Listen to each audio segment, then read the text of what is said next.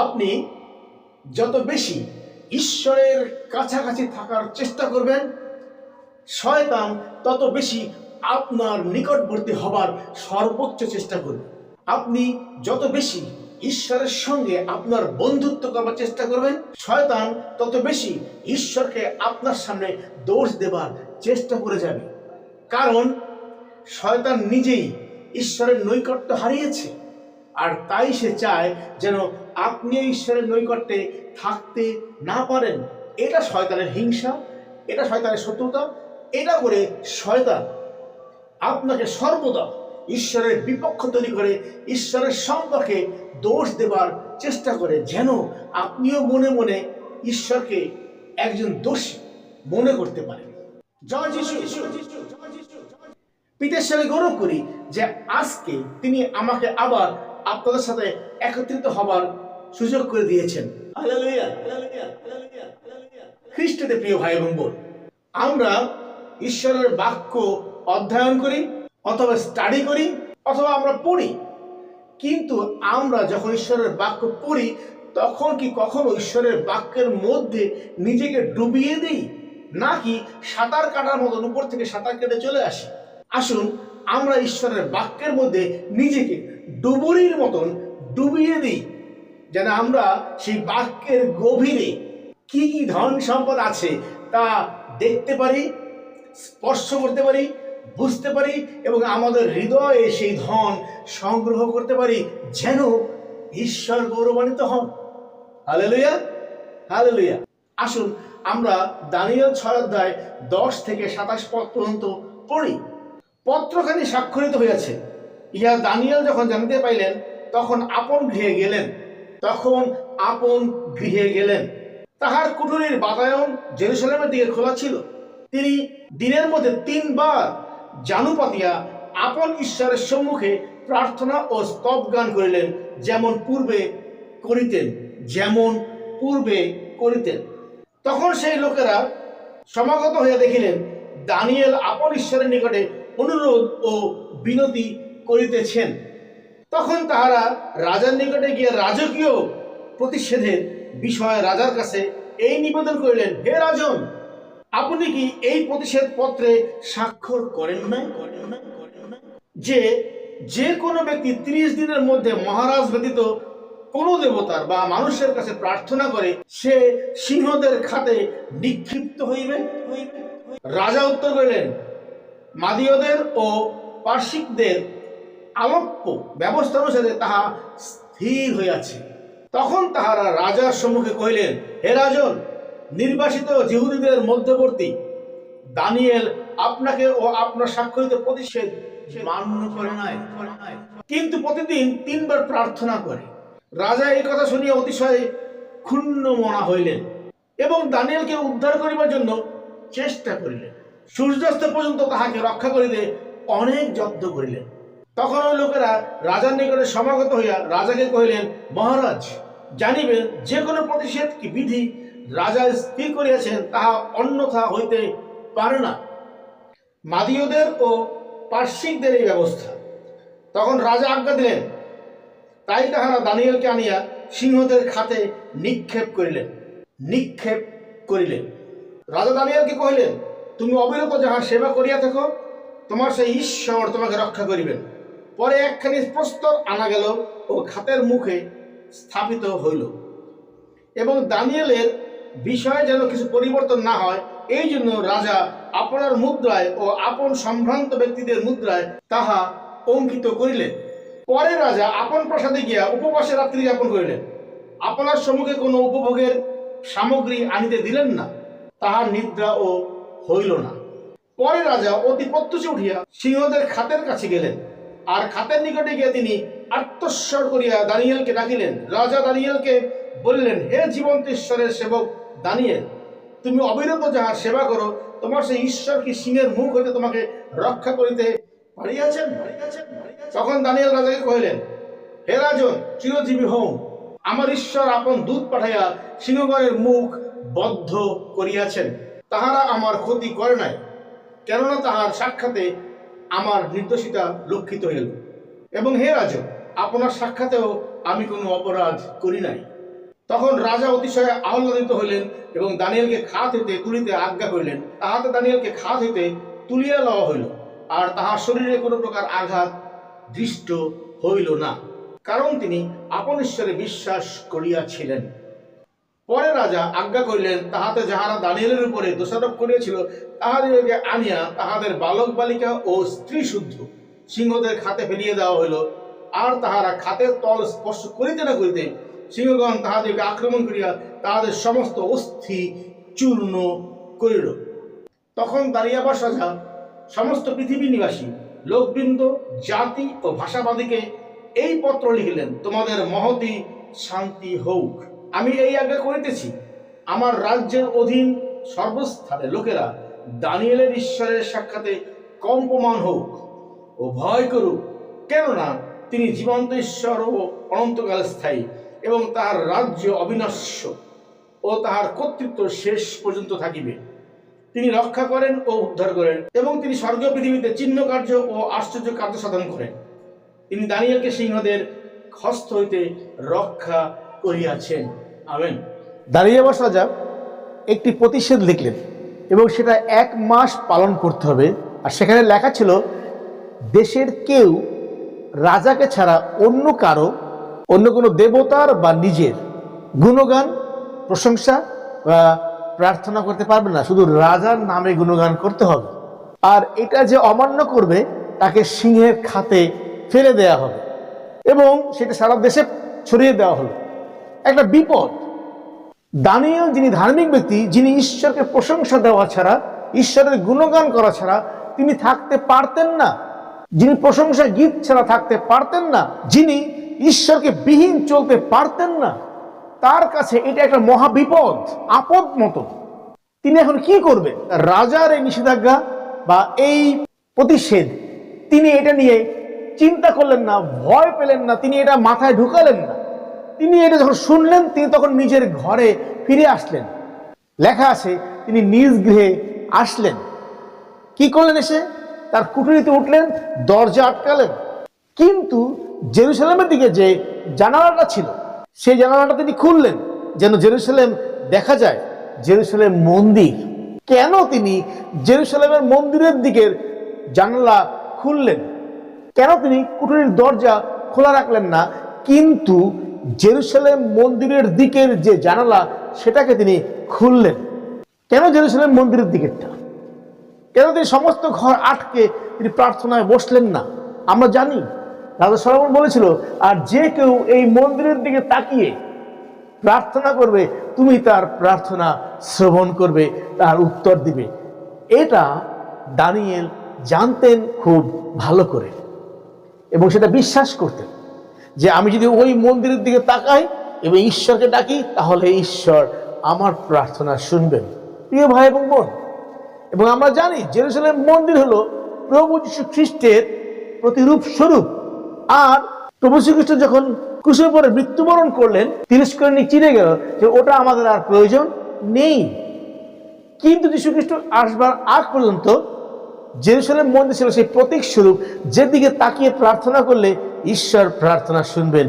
এটা দানিয়েল বিশ্বাস করতেন। শুধু বিশ্বাস না, সে বিশ্বাসে তিনি আস্থা রাখতেন, নির্ভর করতেন, এবং সেই অনুযায়ী তিনি বাধ্যতায় চলতেন।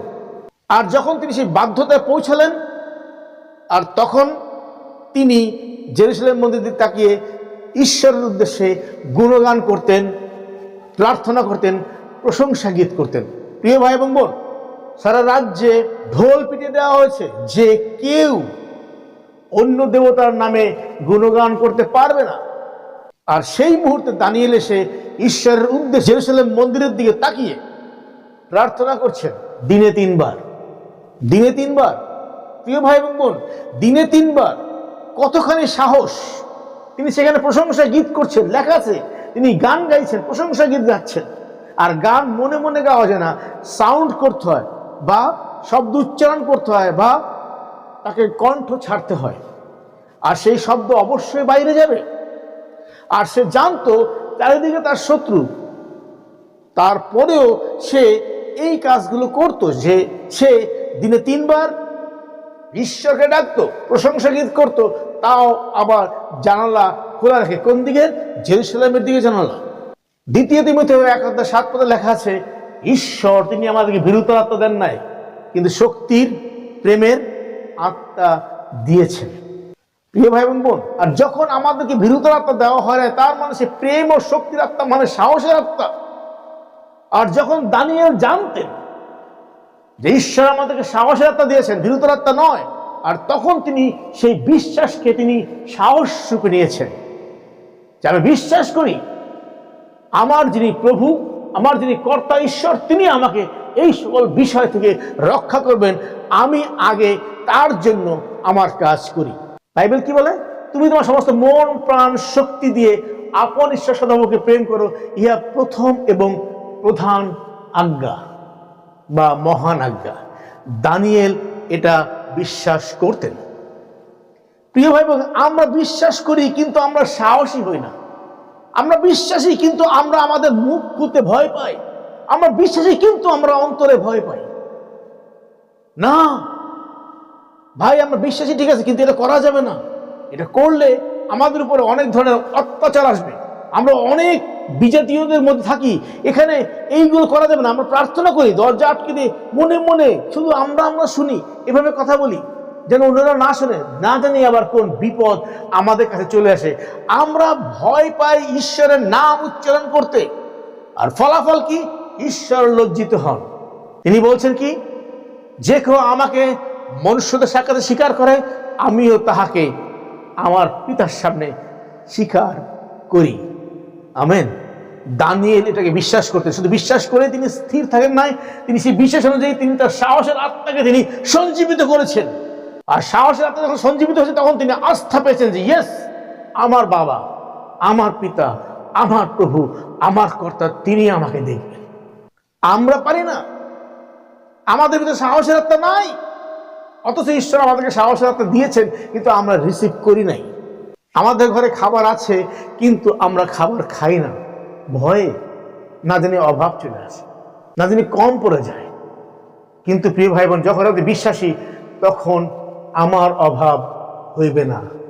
এই লাইনটি আমাদেরকে মনে রাখতে হবে, কারণ সদাপ্রভু আমার পালক। বিশ্বাস করতে হবে। আর দানিয়েল সেই বিশ্বাসে সে সাহস স্থাপন করে দিনে 3 বার এই এত বড় নিষেধাজ্ঞার মধ্যেও তিনি ঈশ্বরকে ডেকে চলেছেন, গুণগান করছেন এবং কণ্ঠ ছেড়ে তিনি প্রশংসা গীত করছেন। হালেলুয়া। তিনি জানতেন এই কারণে আমার বিপদ আসলেও আসতে পারে, কারণ রাজার আজ্ঞা, নিষেধ আজ্ঞা। দানিয়েল জানু পাততেন, অর্থাৎ হাঁটু গাড়তেন, সম্মান প্রদর্শন করতেন ঈশ্বরকে, যেন সমস্ত কিছু ঈশ্বরের সামনে, ঈশ্বরের প্রতি আল্লাহ প্রকাশ করে। দানিয়েল সেটা করতেন। দানিয়েলের কাছে বিপদ চলে আসলো, দানিয়েল ঈশ্বরের প্রশংসা করতেছিলেন দিনে 3 বার করে। আর এইগুলো দেখার জন্য সেই দুষ্ট লোকেরা, সেই শত্রুরা যারা তার চারিদিকে ছিল, তারা উকি দিয়ে দেখছিল দানিয়েল কি করে। আর তারা দেখলো যেটা নিষেধ করা হয়েছে, দানিয়েল সেটাই করছে। প্রিয় ভাই এবং বোন, যখন আপনি ঈশ্বরের নিকটবর্তী, তখন শয়তান শত্রু হিসেবে আপনার নিকটবর্তী এবং সারাউন্ডিং ইউ, আপনার চারিদিকে উকি দিয়ে দেখছে আপনি কি করছেন। আর সে ঘুরে ঘুরে ঈশ্বরের কাছে যাচ্ছে, গিয়ে বলছে, ওই দেখো তোমার একজন দাস ইয়োব, যার চারিদিকে তুমি বেড়া জাল দিয়ে রেখেছো, না হলে সে এত শক্তিশালী থাকতে পারতো না। নালিশ করছে কে? কার কাছে? ঈশ্বরের কাছে। কে? শত্রু। প্রিয় ভাই বোন, আপনার চারিদিকে সেই শত্রু, যখন আপনি ঈশ্বরের সঙ্গে আপনার ইন্টিমেসি, আপনার নৈকট্যের অবস্থা, আপনার একসাথে অবস্থান রাখছেন, আর তখন ঈশ্বরের কাছে গিয়ে নালিশ করছে আপনার শত্রুপক্ষ, যারা আপনার চারিদিকে আছে, আপনার কাছের জন, আপনার প্রিয়জন, যারা আপনার সাথেই কাজ করছে, যারা আপনার কলিগ হতে পারে, সে আপনার ভাই হতে পারে, বোন হতে পারে, বাবা হতে পারে, মা হতে পারে, আপনার বন্ধু, যারা আপনার চারিদিকে কোথাও না কোথাও আছে, নালিশ করছে ঈশ্বরের কাছে। আপনি যেটা বলেছেন সেটা সে মান্য করে নাই। কে? দানিয়েল। তাহলে কি ওনার জন্য কি আলাদা নিয়ম? সবার জন্য এক নিয়ম হয়? তাহলে ওনার জন্য একই নিয়ম। শত্রুপক্ষের নালিশ অভিযোগ। কেন? যেন আপনাকে হেনস্থা করতে পারে, যেন আপনাকে হেয় করতে পারে, যেন আপনাকে অপমান করতে পারে, যেন আপনাকে নিচু করতে পারে, যেন আপনাকে ধ্বংস করতে পারে, যেন আপনাকে বের করে দিতে পারে। সবসময় শত্রুপক্ষ এটা করবেই। দানিয়েল এটা জানতেন। দানিয়েল এইগুলোকে থোড়াই কেয়ার করে তিনি ঈশ্বরের দিকে তাকিয়ে দিনে 3 বার জানু পাতলেন, হাঁটু গাড়লেন, প্রশংসা গীত করলেন, প্রার্থনা করলেন। হালেলুয়া। তার বিশ্বাস এবং সাহস তাকে ঈশ্বরের কাছে আস্থায় নিয়ে গেছে। যেন সে অনর সেখান থেকে পড়ে যাবে না, সে জানল এবং সে সেইভাবে চলল। আমাদের ভিতরে এই বিশ্বাস, এই সাহস, এই আস্থা নাই, আমরা একটুতেই চিৎকার করে উঠি, ও প্রভু, ও প্রভু, ও প্রভু, তুমি কোথায়, তুমি কোথায়? এখন কি তুমি আমাকে দেখতে পাও না? আমি বিপদে পড়েছি। কত কিছু অভিযোগ আমরা শুরু করি। মানে কি? আমার সাহসের রাস্তা নাই, আমি স্থির থাকতে পারি না। চোরাবালির ভিতরে পড়লে পরে খেয়াল রাখবেন, যত বেশি নড়াচড়া করবেন তত বেশি আপনি ডুবতে থাকবেন। ঠিক তেমনি যখন আপনি একজন বিশ্বাসী হিসেবে বিপদে পড়বেন, শয়তানের তৈরি করে ফাঁদে পড়বেন, তখন যদি আপনি বেশি নড়াচড়া করেন, অর্থাৎ যত বেশি আপনি ঈশ্বরকে অভিযোগ দেওয়া শুরু করেন, তার মানে আপনি নড়াচড়া করছেন, তত বেশি আপনি ডুবতে থাকবেন, চোরাবালির ভিতরে ডুবতে থাকবেন এবং ডুবে যাবেন। যত বেশি আপনি সাহসে স্থির থাকবেন, তত বেশি আপনি ঈশ্বরের মহিমা দেখতে পাবেন এবং ঈশ্বরের কাছে আরো কাছে পৌঁছাতে পারবেন। এবং আপনি আপনার সামনে দেখতে পারবেন যে 1 পথ দিয়ে শত্রু আসছে আর 7 পথ দিয়ে কিভাবে পালিয়ে গেছে। আপনি নিজ চোখে সেটা দেখতে পারবেন, কারণ বাইবেল তাই বলে। দানিয়েল সেটা জানতেন। তারা রাজার কাছে গিয়ে বলল, রাজা এখন নিজেই নিজের তৈরি করা আইনে আটকে গেল। সেই রাজা দানিয়েলকে ভালোবাসতেন এবং জানতেন যে দানিয়েল কার লোক। তথাপি তিনি দানিয়েলের পক্ষ নিতে পারলেন না। তিনি চাইলেন দানিয়েলকে কোনোভাবে রক্ষা করা যায় কিনা। তিনি অপেক্ষা করছিলেন, তিনি সময় ক্ষেপণ করছিলেন, কিন্তু তিনি পারলেন না। খেয়াল রাখবেন প্রিয় ভাই বোন, যখন আপনি বিপদে পড়বেন, তখন আপনাকে যদি কেউ উদ্ধার করতে চায়ও, তথাপি তার হাত রুদ্ধ হয়ে যাবে, তার মুখ বন্ধ হয়ে যাবে, তার চোখ বন্ধ হয়ে যাবে, তার কান বন্ধ হয়ে যাবে। সে শুনবে না, সে দেখবে না, সে কিছু করতেও পারবে না, সে কিছু বলতেও পারবে না, সে রুদ্ধ হয়ে যাবে। কারণ যেন আপনি এই পরীক্ষায় আপনার বিশ্বাসে বিজয়ী থেকে অধিক বিজয়ী হতে পারেন। আমেন। খেয়াল রাখবেন, তখন আপনি একা একা এবং একা হয়ে যাবেন। আপনি একা একা কি করবেন? কার সাথে ফাইট করবেন? কার সাথে ঝগড়া করবেন? কাকে আপনি ধমক দেবেন? কাকে আপনি বকা দেবেন? কার সাথে আপনি আপনার মল্লযুদ্ধ দেখাবেন? পারবেন না। আপনি তখন একা একা হয়ে যাবেন, কারণ তখন আপনার ফাইট হচ্ছে বিশ্বাসের ফাইট, অপেক্ষার। আপনাকে এখন ঈশ্বরকে দেখার জন্য অপেক্ষা করতে হবে, আপনার বিশ্বাসে, সাহসের সাথে, আস্থায়। কখন ঈশ্বর আপনাকে দেখা দেবেন। আর দানিয়েল তিনি এই অপেক্ষা করছিলেন একা একা। রাজা দানিয়েলকে নিয়ে আসতে বললেন, আর লোকেরা দানিয়েলকে বাসার থেকে ধরে নিয়ে আসলো। খেয়াল করেন, শত্রুপক্ষ আপনাকে যখন ধরে নিয়ে আসতেছে, তখন নিশ্চয়ই ভালোবাসার সাথে নিয়ে আসতেছে না, নিশ্চয়ই আদর আপ্যায়ন করে গাড়িতে করে নিয়ে আসতেছে না, নিশ্চয়ই আপনাকে অনেক খাতির যত্ন করে খাওয়ায় দাওয়ায় নিয়ে আসতেছে না। তারা আপনাকে ধরে টেনে হিঁচড়ে নিয়ে আসছে উপরের কুটির থেকে নামিয়ে। কারণ তারা বিজয়ী হচ্ছে। এখন তারা চিন্তা করছে, ও আমরা দানিয়েলকে ধ্বংস করতে পারছি, আমাদের আর কোনো সমস্যা থাকবে না। আর সেই চিন্তায় তারা দানিয়েলকে সেখান থেকে টেনে হিঁচড়ে নিয়ে আসছে।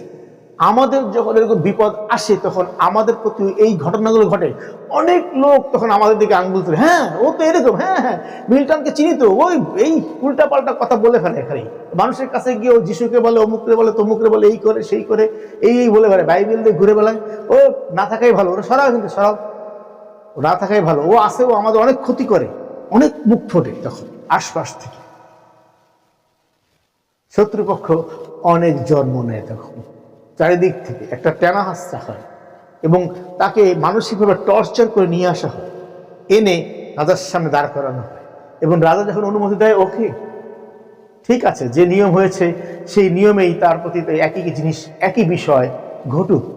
আর তখন লেখা আছে সেখানে, তারা দানিয়েলকে সিংহের খাতে নিক্ষেপ করলো। প্রিয় ভাই বোন, নিক্ষেপ করলো। প্রিয় ভাই বোন, নিক্ষেপ করলো। নামিয়ে দেয়নি, ছেড়ে দেয়নি, নিক্ষেপ করেছে। আর যদি নিক্ষেপ করা হয় তাহলে কি বুঝায় সেটা? একজন লোককে ছুঁড়ে ফেলা হয়। আর যখন একজন লোককে ছুঁড়ে ফেলা হয়, নিশ্চয়ই আস্তে করে মারা হয় না, নিশ্চয়ই আস্তে করে ফেলে দেওয়া হয় না, ছুঁড়ে ফেলা হয়, অর্থাৎ নিক্ষেপ করা হয়। অর্থাৎ সে সেখানে গিয়ে সেই গহ্বরের মুখে ধাক্কা খাবে, বাড়ি খাবে, আঘাত পাবে, নিচে পড়ে গিয়ে পাথরে আঘাত পাবে, হাত পাও ভেঙে যাবে, মাথা ফেটে যাবে, হয়তোবা তার প্রতি কোনো করুণা করে ফেলে দেওয়া হয় না, তার প্রতি রুষ্ট হয়ে, রাগ হয়ে তাকে নিক্ষেপ করা হয়, যেন সে আঘাত পেয়ে অর্ধেক মরে যায়, যেন সে আর ফিরে আসতে না পারে, কারণ তাকে তো আমাদের আর প্রয়োজন নাই। শত্রুপক্ষের এইটা চিন্তা মাথায়। এবং দানিয়েলকে নিক্ষেপ করা হলো। শুরু হয়ে গেল দানিয়েলের উপরে কঠিন টর্চার। দানিয়েল কোথায় ঈশ্বরকে ডাকছেন, আমরা বলি কেন ঈশ্বর তাকে রক্ষা করলেন না? ডাকছেন, কিন্তু দানিয়েলকে তারা ধরে নিয়ে এসে সিংহের গহ্বরে নিক্ষেপ করল। এবং যখন নিক্ষেপ করা হয় তখন সেটা কোনো ভালোবাসার সাথে করা হয় না, নিক্ষেপ, তাকে ছুঁড়ে ফেলা হয়। যখন আপনি একটা ইট কোথাও ছুঁড়ে মারবেন তখন সেটা নিশ্চয় আদরের সাথে ফেলেন না, যে পড়ে গিয়ে যেন ইটটা ব্যথা না পায়, ভেঙে না যায়, তা নয়। এটা কলম দিয়ে কাগজের উপর লেখা নয় যে আদরের সাথে বা যত্নের সাথে লিখছি। নিক্ষেপ করা হলো এবং দানিয়েল সেখানে নিক্ষিপ্ত হলেন। কোথায়? সিংহের খাতের মধ্যে, যেখানে সিংহরা বসবাস করছে একটা খাবার পাবার জন্য, আর পেলেই সেটাকে ছিঁড়ে বেড়ে খাবে। আর সেইভাবে ফেলা হয়েছে যে ও তো নিচে পড়তে পড়তে শেষ হয়ে যাবে, অর্থাৎ ভালোবাসার কোনো প্রয়োজন নেই, ওকে নিক্ষেপ করো, লাথি মারো, উষ্ঠা মারো, কিল মারো, ঘুষি মারো, আমরা যেমন বলে থাকি, সেরকম ভাবে তাকে ফেলে দেওয়া হলো। এবং তারপরে সেই গহ্বর থেকে যেন দানিয়েল কোনোভাবে আবার উঠে আসতে না পারে। সিংহরা তো খেয়ে ফেলবে, হিংস্র সিংহ, খাবার পেলেই খেয়ে ফেলবে, তারা জানে। তারপরও সেই নিরাপত্তাকে আরো কঠোর করার জন্য, আরো গভীর করার জন্য, আরো মারাত্মক করবার জন্য সেই গহ্বরের মুখ একটি পাথর দিয়ে বা প্রস্তর দিয়ে ঢেকে দেওয়া হলো, যেন কোনোভাবে আবার এখান থেকে বেরিয়ে আসতে না পারে। কি জানি, ঈশ্বরের লোক বেরিয়ে আসলেও আসতে পারে, কিন্তু যেন তা না পারে, তাই আরো নিরাপত্তা বেষ্টিত করলো, যেমন পায়ে বেরি বাঁধানো হয় জেলখানায়, যেন সে দৌড়ে পালাতে না পারে।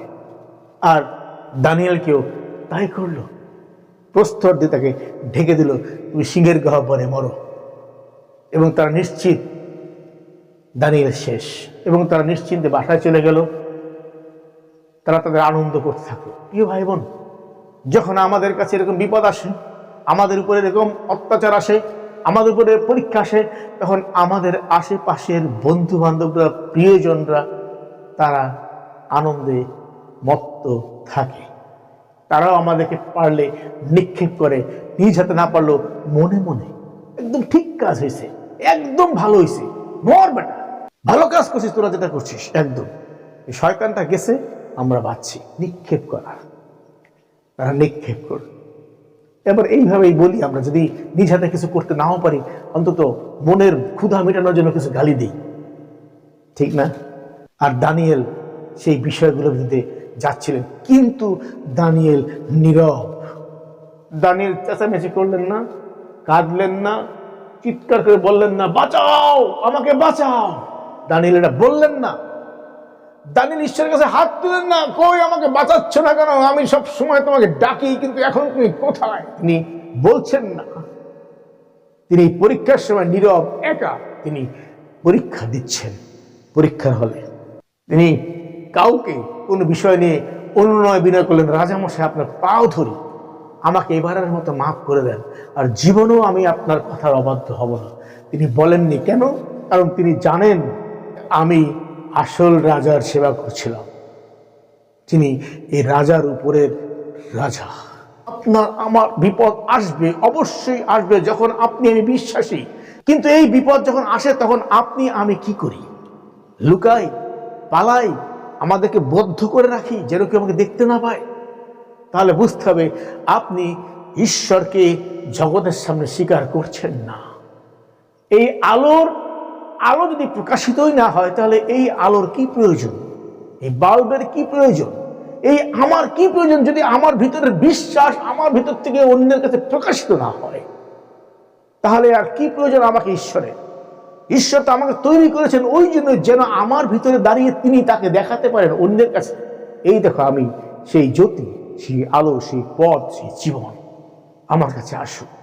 তাহলে আপনাকে আমাকে কি প্রয়োজন যদি আপনি এবং আমি ফিউজ থাকি? কোনো প্রয়োজন নাই। একটি বাল্ব একা একা সেই ঘরে আলো দিচ্ছে। আপনি এবং আমি যখন বিশ্বাসী, তখন আমাদের সাহসে আমাদের আস্থা থাকবে, আমাদের বিশ্বাস অনুযায়ী ঈশ্বরের সেই জ্যোতি প্রকাশিত হবে একা একা আমাদের ভিতর থেকে। ওখানে বেশি লোককে লাগবে না, কারণ ঈশ্বর সেখানে আছেন। দানিয়েল সেখানে একা একা ছিলেন। দানিয়েল জানেন যেখানে কারো কাছে আমি সাহায্য পাবো না, তিনি সাহায্য চাননি। আপনাকে প্রস্তুত থাকতে হবে। আপনিও কারো কাছে সাহায্য পাবেন না, আমিও পাবো না। আমাদেরকে প্রস্তুত থাকতে হবে, কিন্তু আমাদের জানতে হবে, আমাদের বুঝতে হবে, আমাদের স্বীকার করতে হবে, আমাদের সাহসে দাঁড়াতে হবে। ইয়েস, আমাদের একজন আছেন, তিনি আমার প্রভু, আমার প্রেমময় পিতা, যিনি আমাকে প্রভু যিশুতে উদ্ধার করেছেন এবং আমাকে তার কাছে রেখেছেন, এবং তিনি আমাকে এখনো উদ্ধার করে চলছেন প্রতি মুহূর্তে। আর যখন আমি দাঁড়াবো সাহসে, তখন আমার কাছ থেকে ঈশ্বরের নাম অন্যের কাছে স্বীকারোক্তি স্বরূপ প্রকাশিত হয়, অর্থাৎ আলো ছড়াচ্ছে। আর তখন প্রভু যীশু খ্রিস্ট ঈশ্বরের সামনে আমাদেরকে স্বীকার করেন, ইয়েস মিল্টন কিন্তু আমার, ইয়েস শিউলি কিন্তু আমার, ইয়েস মন্দির কিন্তু আমার। আর তখন পিতা গৌরবান্বিত হন। আপনার জীবনে কি পিতা গৌরবান্বিত হচ্ছেন, নাকি আপনি হাউমাউ করে চিৎকার করে আরো চোরাবালির ভিতরে ঢুকছেন? প্রিয় ভাই এবং বোন, আপনাকে অবশ্যই আপনার বিশ্বাসের পরীক্ষা দিতে হবে। সিংহের গহ্বরে পড়তে হবে। যদি না পড়ে থাকেন, প্রস্তুত থাকেন, পড়তে হবে। আর যদি পড়ে থাকেন, তাহলে আপনি জানেন সিংহের গহ্বরে অতি স্থির থাকতে হয় নাকি অস্থিরতার সাথে নড়াচড়া করতে হয়।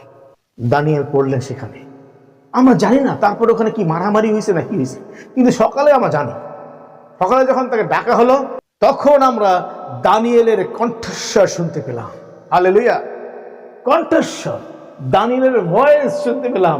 তার মনে ঈশ্বরের উপস্থিতি সেখানে সারা রাত ছিল। আর সেখানে প্রকাশিত হলো দানিয়েল একা নয়, আপনি একা নন। আপনার কণ্ঠস্বর শোনা গেছে, তার মানে আপনি জীবিত। হালেলুয়া! তার মানে আপনি আপনার ঈশ্বরের যে বিশ্বাস রেখেছেন, সেই বিশ্বাস আপনাকে সেই মৃত্যুকূপ থেকে রক্ষা করেছে, সেই বিপদ থেকে রক্ষা করেছে, সেই যন্ত্রণা থেকে রক্ষা করেছে, সেই শত্রুদের হাত থেকে আপনাকে রক্ষা করেছে, সেই আঘাত থেকে আপনাকে রক্ষা করেছে। এই বেঁচে যাওয়া মানে শুধুমাত্র বেঁচে যাওয়া নয়, এই কণ্ঠস্বর ঈশ্বরের উপস্থিতির কণ্ঠস্বর। আমেন। এই ভয়েস, প্রেজেন্স অফ গড। প্রিয় ভাই বোন, দানিয়েল কথা বললেন এবং তিনি বললেন, আমার ঈশ্বর তিনি দূত পাঠিয়ে সিংহদের মুখ বদ্ধ রেখেছেন। প্রিয় ভাই বোন, সিংহদের শুধু মুখ থাকে না, আমরা জানি দাঁত থাকে না, নখও থাকে। যদি শুধু মুখ বন্ধ রাখেন, তাহলে কি নখগুলো কাজ করেনি তার আঘাত করার জন্য? মুখ বদ্ধ থাকে, মুখ বন্ধ রেখেছেন বলে তিনি প্রকাশ করেছেন ঈশ্বর এখানে উপস্থিত ছিলেন, যে কারণে সিংহরা চুপচাপ ছিল, তারা কিছুই করতে পারেনি। আর যখন আপনি একাকিত্বে, একাগ্রতায় আপনি নীরবে স্থির থাকবেন সেই বিশ্বাস অনুযায়ী, সাহসে, কারণ আপনি একজন বিশ্বাসী হিসেবে আপনার সাহস থাকতে হবে। আপনি ভয় পেলে হবে না। শিষ্যরা নৌকায় ভয় পেয়ে গেল, বাঁচাও আমাদেরকে, আমরা মারা পড়লাম। তার মানে তাদের সাহসের আত্মা ছিল না, কিন্তু দানিয়েলের ছিল। আজকে আপনাকে শুধু দানিয়েলের মতো সাহসের আত্মায় পরিপূর্ণ হতে হবে, যেন তোলে না পড়েন, ঢুলে না পড়েন। ঝড় আসবে যেন ভেঙে না পড়েন, সেই ঝড়ের সাথে যেন আপনি ফাইট করতে পারেন, মল্লযুদ্ধ করতে পারেন। দানিয়েল প্রকাশ করলেন যে আমি যেখানে আছি, ঈশ্বর সেখানে আছে। কারণ আমি শুধু বিশ্বাস করছি তা নয়, আমার ভিতরে এই বিপদে সেই সাহসও ছিল, যে সাহস দিয়ে আমি ঈশ্বরকে প্রকাশ করেছি। ওকে, তোমরা আমাকে ফেলাও সিংহের গহ্বরে, আমার ঈশ্বর তিনি বুঝে নেবেন সব। আর যা সদ্রক বসে অবৈধ করে খুলেছিল, আমার ঈশ্বর আমাকে রক্ষা করতে সক্ষম। হালেলুয়া। যদি রক্ষা নাও করেন, তথাপি আমরা ওই মূর্তি পূজা করব না। আপনার মানসিক অবস্থা কোথায় আছে? আপনি কাকে ভয় পাচ্ছেন? কাকে আপনি সাহসের সাথে বিশ্বাসে প্রকাশ করছেন? আর দানিয়েল সেই মৃত্যুর গুহা থেকে, মৃত্যুর কূপ থেকে, মৃত্যু পুরী থেকে রক্ষা পেলেন, তাকে উদ্ধার করা হলো। প্রিয় ভাই বোন, দানিয়েলের ওই যে কণ্ঠস্বর, হ্যাঁ রাজন, ঈশ্বরের সামনে আমি নির্দোষ প্রমাণিত হয়েছি। হালেলুয়া। কি সুন্দর কণ্ঠস্বর, কি ভাষণ। প্রিয় ভাই বোন, আমাদের জীবনে এই এক লাইনের একটা ভাষণ প্রয়োজন। আমাদের জীবনে এই এক লাইনের একটা কণ্ঠস্বর প্রয়োজন। হ্যাঁ, আমি ঈশ্বরের সামনে নির্দোষ প্রমাণিত হয়েছি। দানিয়েল সেটা হলেন। আর রাজা সঙ্গে সঙ্গে তাকে উদ্ধার করার ব্যবস্থা করলেন, উপরে উঠালেন এবং সঙ্গে সঙ্গে আদেশ দিলেন সেই লোকদেরকে যারা দানিয়েলের বিরুদ্ধে নালিশ করেছিল। শুধু তারা না, তাদের যে বালক বালিকা, পুত্র সন্তান, কন্যা সন্তান, তাদের যে স্ত্রী, তাদেরকে সহ নিয়ে আসতে বলল। কেউ বাদ যায়নি এবং তাদেরকে এনে নিক্ষেপ করা হলো সিংহের গহ্বরে। আর তারা সেই সিংহের গহ্বরে মাটিতে পড়বার আগেই শেষ।